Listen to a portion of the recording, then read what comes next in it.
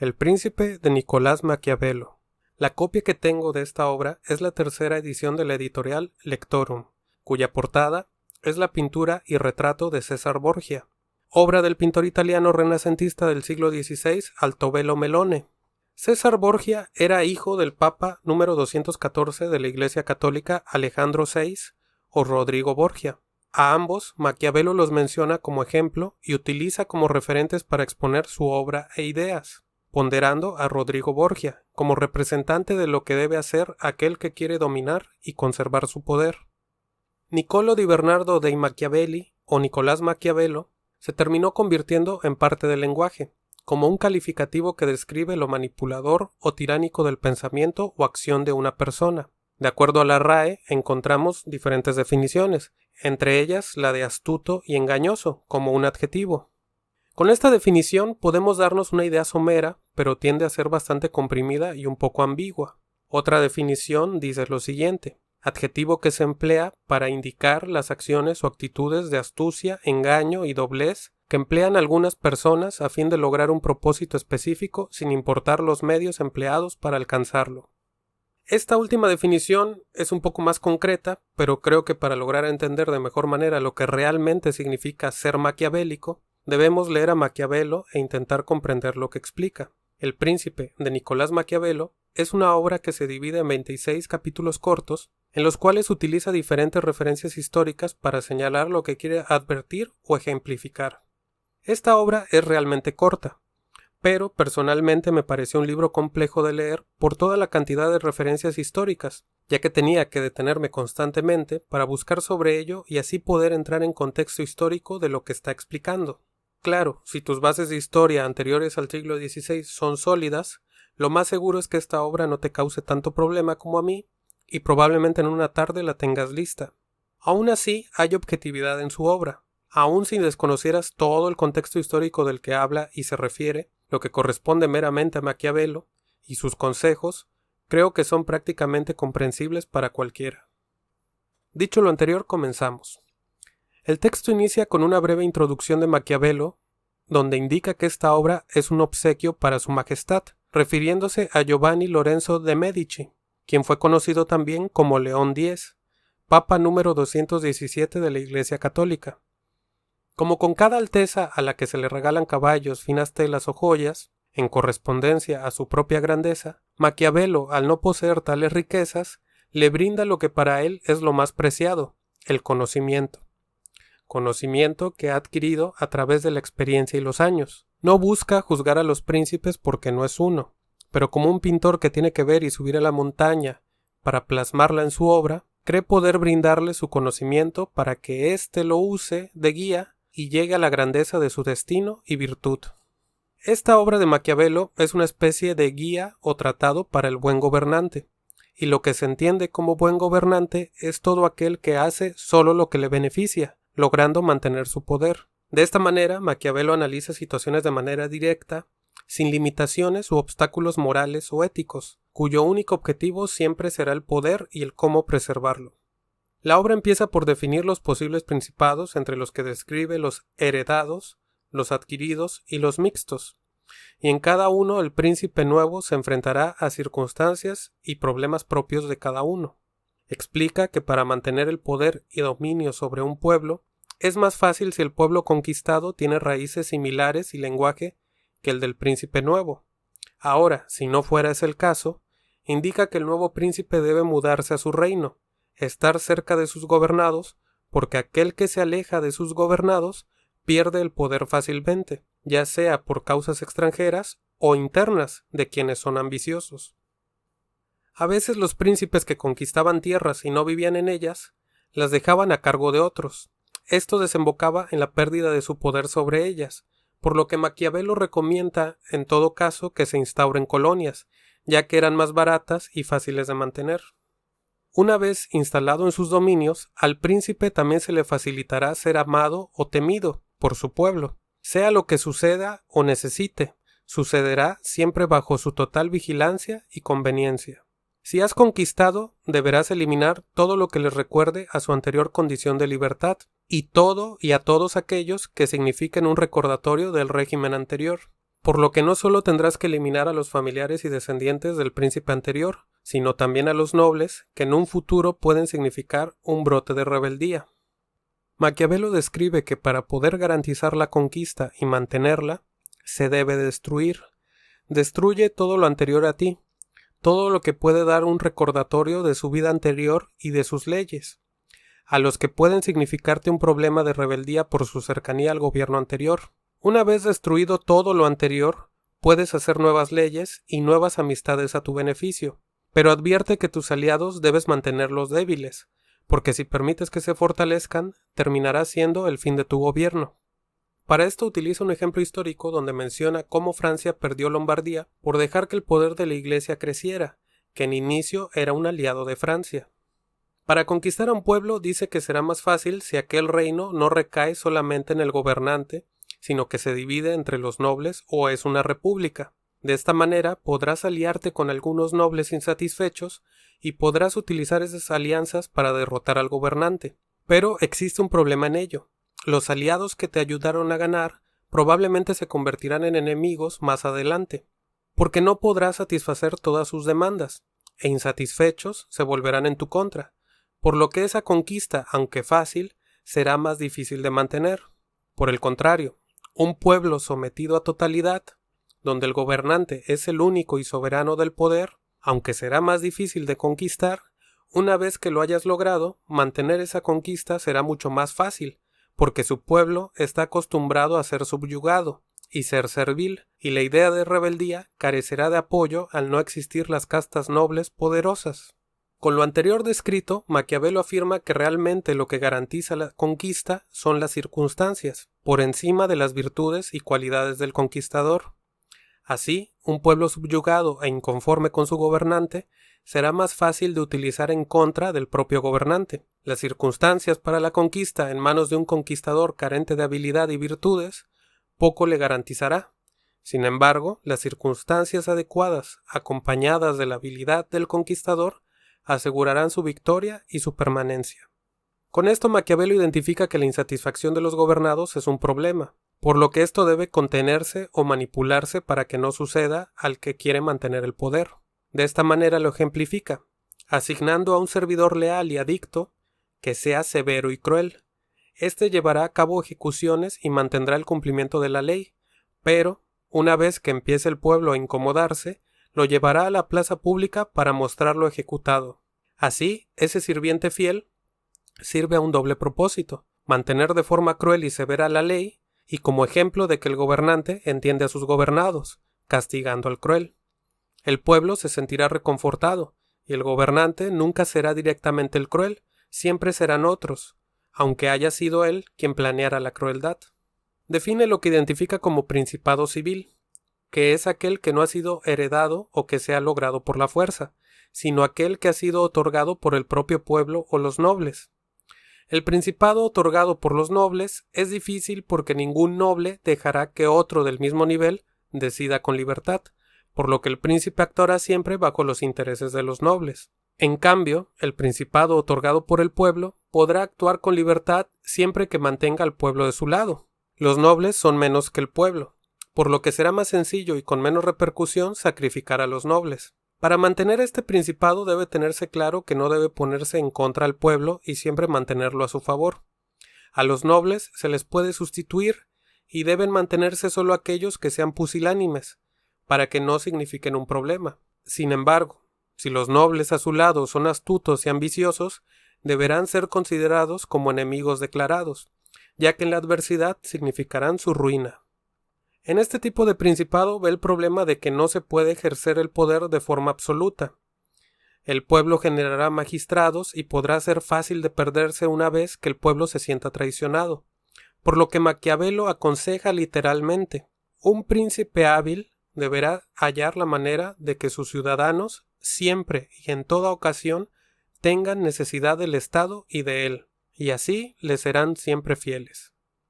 Esta frase me resulta impactante porque de forma extracta define lo que actualmente cualquiera entendería como populismo.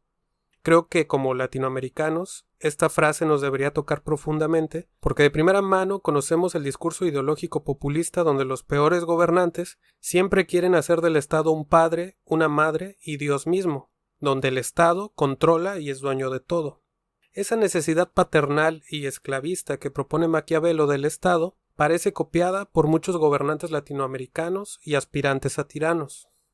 En el capítulo 11 define lo que llama principados eclesiásticos, los cuales describe como aquellos más fuertes, porque están sustentados en antiguas instituciones religiosas, potentes y de calidad, que garantizan su poder no importando el modo en que se conduzca o cómo viva el gobernante. Son los únicos principados seguros y felices. Maquiavelo dice que definir el porqué del poder de la Iglesia, llegando a ser temida y expulsar a un rey francés, no puede ser explicado por un hombre, ya que eran los designios superiores de Dios. Sin embargo, dice que si se le preguntara, está dispuesto a definir por qué sucedía esto. Como era evidente, lo atribuye a la circunstancia, pero también a la existencia de un personaje, Alejandro VI o Rodrigo Borgia, uno de los papas más polémicos en la historia de la Iglesia. Un papa que a palabras de Maquiavelo era fuerte y con dinero, que supo utilizar ambas herramientas para su beneficio, dándole poder que no tenía a la Iglesia, e incluso heredándolo después de su muerte. En la Iglesia Maquiavelo ve un potente poder y lo define con orgullo porque parece haberse guiado por lo que él explica en su texto. Si la Iglesia se hizo potente a través de las armas, ahora sería más potente por la bondad y las otras 1000 virtudes encausadas por el Papa León X. Con todo lo anterior, Maquiavelo termina con la definición de los principados y el porqué de su éxito, o de su ruina, y pasa con lo que son los ejércitos. Una vez que el príncipe tiene bases sólidas, deberá tener tropas, tanto para atacar como para defender. En este apartado define la importancia de tener tropas propias y no mercenarias, ya que las mercenarias no serán leales, no serán disciplinadas y serán cobardes. Atribuye a este tipo de tropas mercenarias la caída de Italia ante Francia y otros reinos. La Iglesia y los principados antes de Rodrigo Borgia otorgaron el deber militar a fuerzas mercenarias, lo que provocó su fracaso, desconociendo así el arte de la guerra. Otro error son las tropas auxiliares, que estas en realidad son tropas de los aliados o tropas ajenas, que una vez que ganan pueden desconocer al que las solicitó. De esta manera, las tropas mercenarias no sirven porque garantizan la derrota, y las auxiliares al ganar son peligrosas porque pueden reclamar el reino. La sabiduría del príncipe recae en lo que llama reconocer el mal antes de que nazca. Esto es, anticiparse a las traiciones o brotes de rebeldía y libertad, o todo lo que le signifique la pérdida de poder y de su reino. El príncipe debe ser un practicante y conocedor del arte de la guerra. Un príncipe que no sabe de esto jamás será respetado por sus soldados. Maquiavelo reconoce la naturaleza bélica del ser humano y menciona lo siguiente: entre un hombre armado y uno desarmado, siempre se impondrá el armado, porque no habrá forma de que el desarmado haga que el otro le obedezca de buena gana. Con esto se entiende también la irracionalidad del ser humano. El hombre no hará caso a la razón, pero sí a la amenaza. El príncipe estudiará el arte de la guerra y seguirá el ejemplo de otros antes que él. Deberá conocer su territorio y planeará con la mente cualquier dificultad militar. Todo esto lo hará con mayor ahínco en tiempos de paz. De esta manera estará preparado para cualquier situación por desfavorable que sea. En cuanto a sus virtudes o vicios, el príncipe será calificado de muchas maneras, por eso poco debe importarle. Aunque quisiera, es imposible y antinatural que un hombre contenga en sí mismo todas las virtudes bondadosas, por lo que no se debe buscar la bondad. De esta manera, a veces, lo que parece virtud trae la ruina y lo que parece vicio trae bienestar y seguridad. En cuestiones de dinero, el príncipe debe ser mesurado. Un príncipe espléndido dejará su reino en la ruina. El príncipe deberá cuidar con celo su dinero y el de sus súbditos, y podrá ser espléndido solamente con el dinero ajeno, con el que se gana al enemigo o en las conquistas. De esta manera, el pueblo se sentirá recompensado, porque derrochar lo ajeno concede reputación, y gastar lo propio perjudica. En el capítulo 17, Maquiavelo pone en cuestión si es mejor ser amado que temido, o es mejor ser temido que amado. Como ejemplo usa a César Borgia, acusado de cruel, pero eso no importa siempre y cuando la crueldad se utilice para mantener unidos y fieles a los súbditos. De esta manera, los castigos ejemplares evitan el desorden, mientras que la clemencia permite que el desorden surja. El príncipe nuevo no deberá evitar ser cruel. Ante el cuestionamiento, si es mejor ser amado que temido, o viceversa, asegura que lo ideal sería ser ambos a la vez, pero eso es imposible, por lo que es más seguro ser temido. Además, cuando se es amado, a quien se le ha hecho el bien, generalmente resulta ingrato, y cuando las cosas se ponen difíciles, son los primeros que se rebelan. En el temor hay certeza, porque el que teme tiene miedo al castigo, y eso no se pierde nunca. Pero el príncipe que será temido debe asegurarse de no ser odiado por la mayoría. Esto lo logrará si no le quita al pueblo sus mujeres o su patrimonio, porque Maquiavelo dice entender que el ciudadano antes olvidará la muerte de su padre que perder su patrimonio, por lo que deberá castigar, pero solo lo necesario y de forma ejemplar. El gobernante deberá hacer lo que a él le beneficia, y lo mejor es ser temido, pero sin llegar a ser odiado. El capítulo 18 se titula ¿De qué modo los príncipes deben cumplir sus promesas? De forma simple indica que si las promesas no se pueden cumplir, engaña, miente, que al final el vulgo es ignorante y siempre es igual.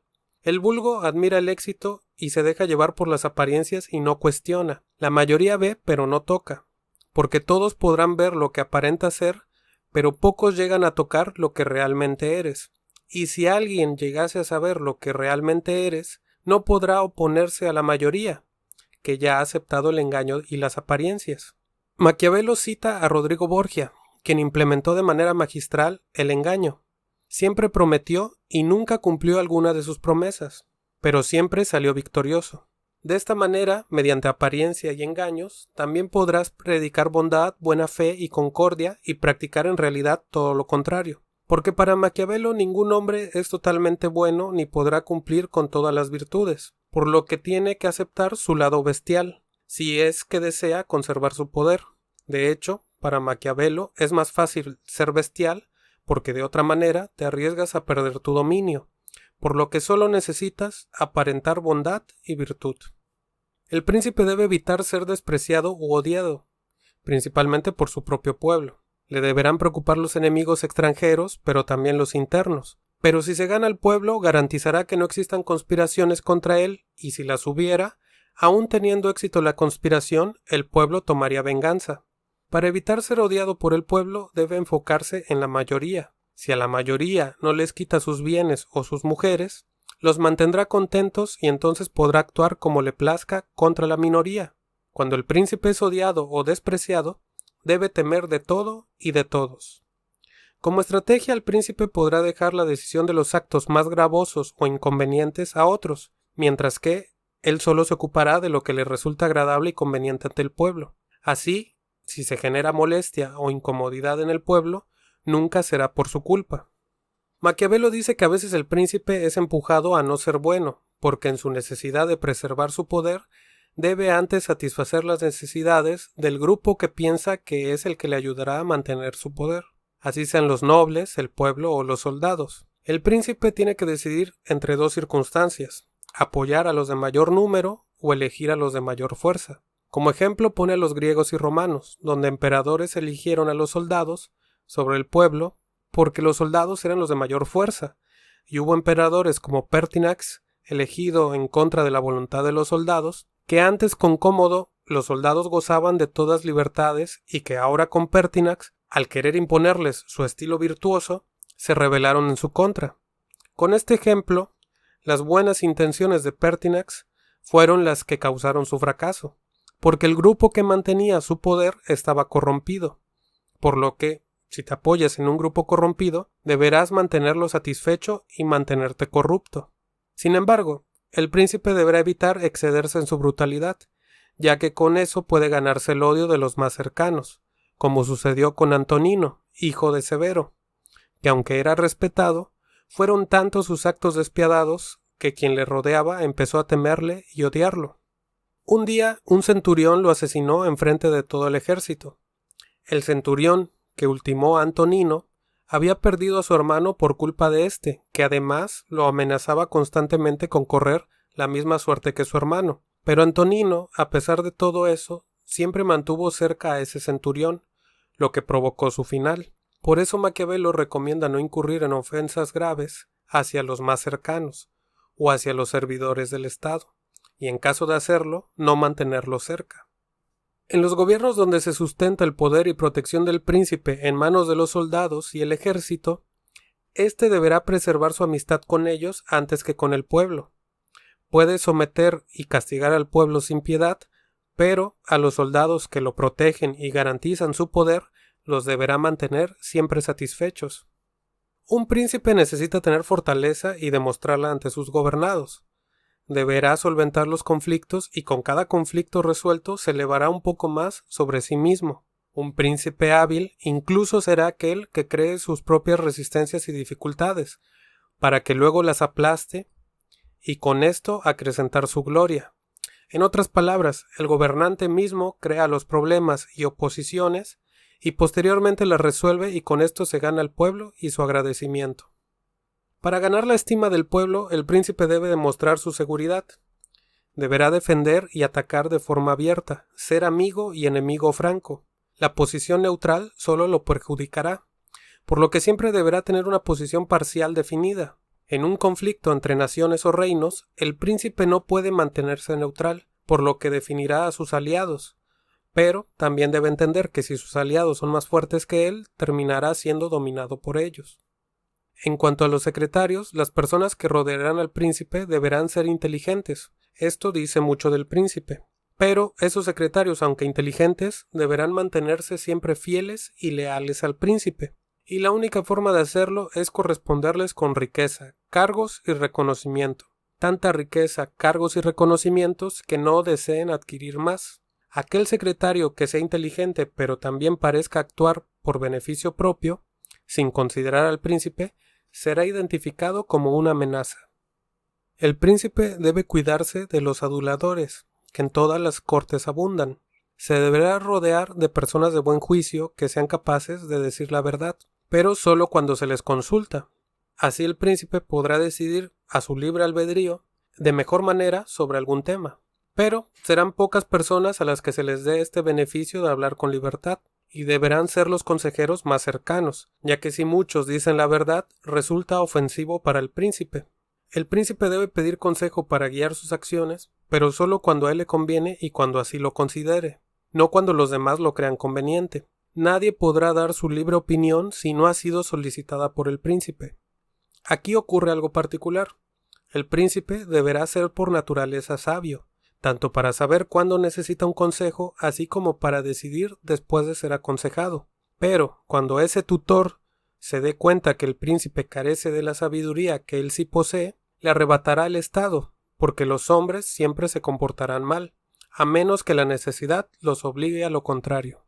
En el capítulo 24, Maquiavelo resume que quien no sabe conservar su estado y lo pierde es por inepto, ya que, como mencionó muy al inicio, debe ser conocedor del arte de la guerra, y practicarla aún con mayor fuerza en tiempos de paz, porque los más ingenuos siempre se confían en tiempos tranquilos, y cuando surge la dificultad, en esos tiempos no saben qué hacer.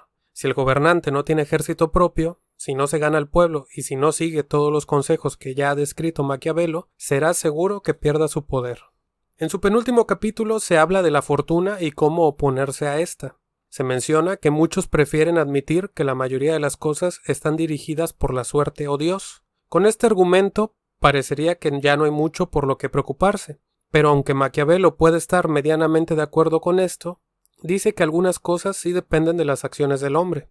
Lo ejemplifica mediante un río que un día se desborda y arrasa todo a su paso. La gente huye ante el poder de ese río y, sin embargo, en tiempos que parecen no temer al río, se preparan, construyen diques y obstáculos, de manera que si el río vuelve a crecer, su fuerza y poder destructivo no sean tan devastadores. Con esto, Maquiavelo lo que está tratando de decir es que la fortuna responde a la ignorancia, puesto que el ignorante someterá sus acciones a causas inexplicables como son Dios o la suerte, mientras que el más observador o sabio será capaz de encauzar sus acciones a través del conocimiento, pareciendo que se opone a su propia suerte. De esta manera, para Maquiavelo, la buena o mala fortuna no son actos fortuitos, sino que se construyen. Esto explica para él por qué algunos emperadores que eran exitosos cayeron un día en desgracia, así se hubieran mantenido firmes y seguros en sus actos. porque fueron incapaces de ver las complicaciones y prepararse para ellas, y en tiempos de tranquilidad no se prepararon para las situaciones extraordinarias.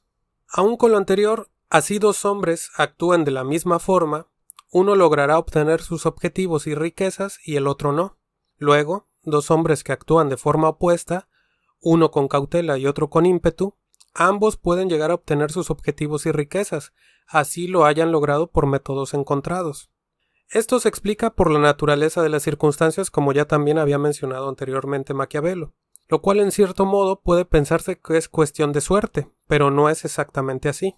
En ese sentido, para Maquiavelo, un emperador cauto tendrá más probabilidades de fracaso que uno impetuoso, porque ese hombre cauto es poco dúctil, está acostumbrado a obrar de manera que más le ha funcionado y casi ningún hombre tiene la capacidad de adaptarse a todas las circunstancias. En cambio, el ímpetu parece adaptarse mejor a la volatilidad de las circunstancias, tomando por sorpresa a aquellos que son cautelosos y mesurados.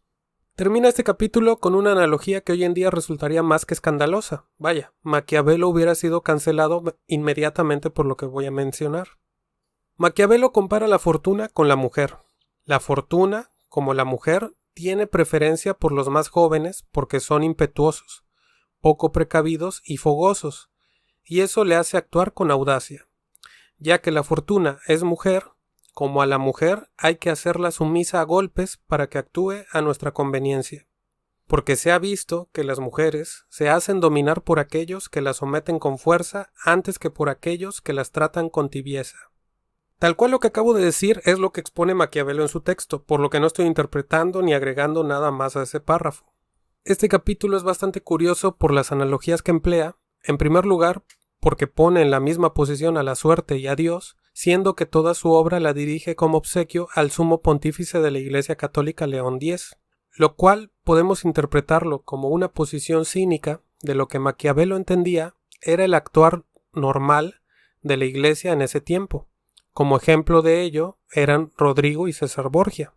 La segunda analogía, en donde compara a la fortuna con la mujer, corresponde al modo de actuar de la época hacia la mujer, donde la mujer sometida era la más fiel, y en donde Maquiavelo identifica una naturaleza masoquista en ella, que la hace ser atraída al dolor y al maltrato.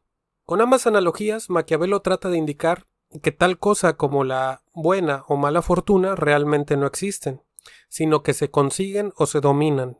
Será labor del emperador sabio, fuerte e impetuoso, construir su propia suerte a favor. El capítulo 26 y final de su texto es una exhortación directa de Maquiavelo al Papa León X para que actúe, tome su lugar en el poder y las circunstancias que le favorecen para que lleve a Italia a su gloria y expulse a los extranjeros que la asedian. Maquiavelo acepta que si antes se actuó con crueldad y el pueblo soportó vejaciones inimaginables, todo eso ha puesto el escenario ideal para que ahora el sumo pontífice se eleve sobre su propia figura. Un pueblo así de destruido y lastimado lo seguirá sin dudar, más aún sabiendo la institución antigua que lo soporta y la gracia de Dios que lo favorece. Los anteriores a él tenían que ser crueles con su pueblo porque esas eran sus circunstancias, pero ahora León X se encontraba en el momento para que alcanzara su propia gloria, quedando como el benévolo redentor de Italia, ya que su causa era justa. Le recomienda formar su propio ejército con italianos. Las tropas españolas y suizas podían servir, pero necesitaba tropas propias y podía aprender de estos dos y formar un ejército aún más poderoso. El ciudadano italiano era hábil para la guerra, pero estaba mal dirigido. Termina este capítulo citando al poeta del siglo XIV, Francesco Petrarca, mediante la siguiente frase: «La virtud tomará las armas contra el atropello. El combate será breve, pues el antiguo valor en los corazones italianos aún no ha muerto». Con dicha frase apela a la herencia gloriosa del antiguo imperio romano que recae sobre los italianos. Y de esta forma termina El Príncipe de Nicolás Maquiavelo. El último capítulo de Maquiavelo es lo que retrata de forma más clara su planteamiento amoral. El bien y el mal son meras circunstancias, y la gloria y el poder lo son todo para quien ha de reclamarlos. De esta forma, todo está justificado en aras de conseguir tan glorioso objetivo, y así, ser cruel se vuelve una necesidad y ser bueno una circunstancia.